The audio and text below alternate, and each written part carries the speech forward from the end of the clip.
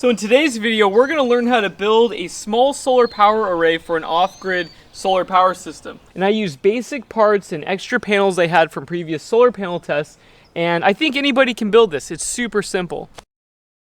Make a frame out of wood for the solar panels to sit in. So I measured the width and the height, and I can fit 4 panels in this. So this is where we're building the frame, and I put it together with some wood screws, and it's pretty easy. We have it lifted up, but the hardest part of this whole project is supporting this, and I want to try to build a triangle to make it strong, but it's kind of difficult. These angles are pretty weird, so I'm still thinking about what I should do here. There's lots of triangles and lots of screws and lots of L brackets, but I think I got it down. It is super strong. Isn't this great? So the next step is adding the solar panels. We have the first 2 solar panels installed, and then I'm gonna go down the hill and grab the other ones. Using these solar panels is pretty straightforward and easy, but aligning them and also making sure the wires are in a good position, I'm gonna put all the wires close to each other so I can wire them up in series. Besides that, you just screw them in there. It takes minutes. Isn't this cool, guys? It looks so good. Fast forward a couple days later, and we have series connected all 4 panels with waterproof butt splice connectors. So we have an open circuit voltage of 80 to 84 volts, and we're going to connect this to my solar power system that's down the hill. So this thing will produce around 5 to 6 amps under ideal circumstances at 80 something volts. But we have 100 feet of wire that we need to cover. So I'm using 10 gauge copper wire, and it's coming in the mail so I can hook up this array to my solar system down the hill. And there is no other areas. See this big tree right here? I cannot put the solar panels any closer unless I'll have extreme shading problems. Also, we added a ground screw stake. And so what this does is it holds the solar panels to the ground, and this is so important. You have to use either concrete blocks or sandbags and find a way to hold down your structure. For me, these cables connected right there, going straight into the ground, will be pretty good. I'm also going to add some more sandbags, but that is very important if you guys plan to build this. You need to secure your solar panels. If there's any wind, these things could fly off or this thing could break. And it's pretty much like a giant sail. So you don't want this thing flying off and then killing somebody. So be very careful about that. But honestly, this entire thing is pretty much done. I could just add some zip ties to make this look better, but I'm just waiting on that wire. And once that wire gets here, I can connect it to my solar power system down the hill. Today, the wire came in the mail. So this is $100 of 10 gauge copper solar UV resistant wire. This wire is a mess. So what you need to do is put it in a little spool like this and unravel it. And it's very difficult to do. Hey guys, we finally have the wires laid out. So I used a clamp to hold the wires on the solar array, and they're going through the backyard and along this fence, and then the wire comes all the way down and then behind our garage, and it follows the fence all the way to the RV, and it goes through my yard all the way down to the RV. This wire is 125 feet, and we made it perfectly here with not even an inch to spare. The wires come down the hill underneath my RV, and it's wired to the chassis to these 2 wires so I can connect it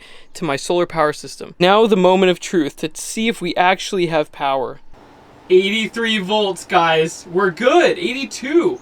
This is perfect. This is the solar charge controller that we are going to use. I just installed it into my 24 volt battery solar power system, and the reason I'm using this one is it's the perfect size for our 400 watt solar power array.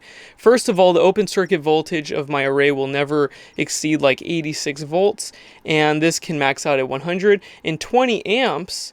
With a 24 volt battery at the output of the charge controller, I can safely use this. I cannot use this controller if I was using this with a 12 volt battery. So for our small array, this works perfectly. And so now that this is connected to the battery, you can open up the Bluetooth app, connect it, and then go to settings, go to battery, and make sure that if you're using 24 volt, you put 24 volt. And because we're using lithium iron phosphate, all of this stuff is really good.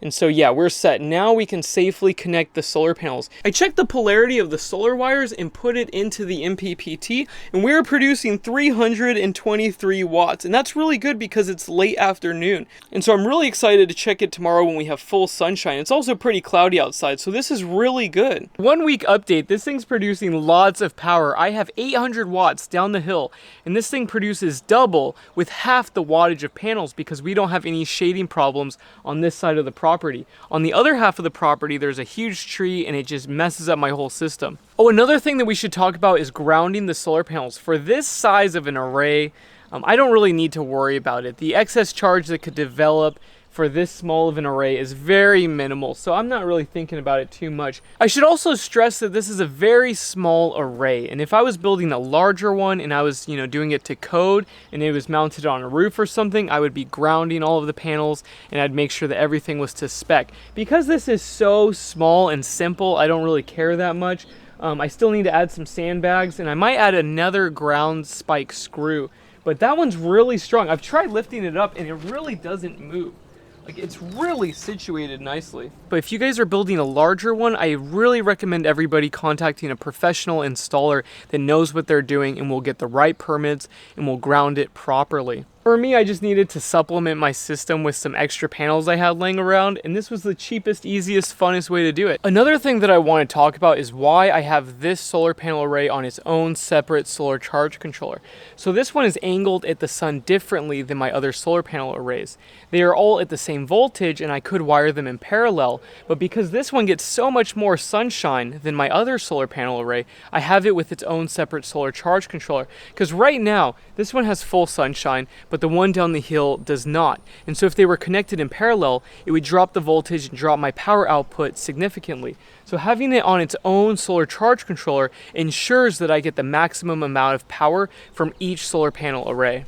So yeah, let me know what you guys think below in the comments section. I hope you guys found this useful. Also check out my website. I'm gonna have a whole page dedicated to how to build this. It will have high quality pictures if you guys want to use those as reference. And yeah, I'll talk to you guys later. Bye.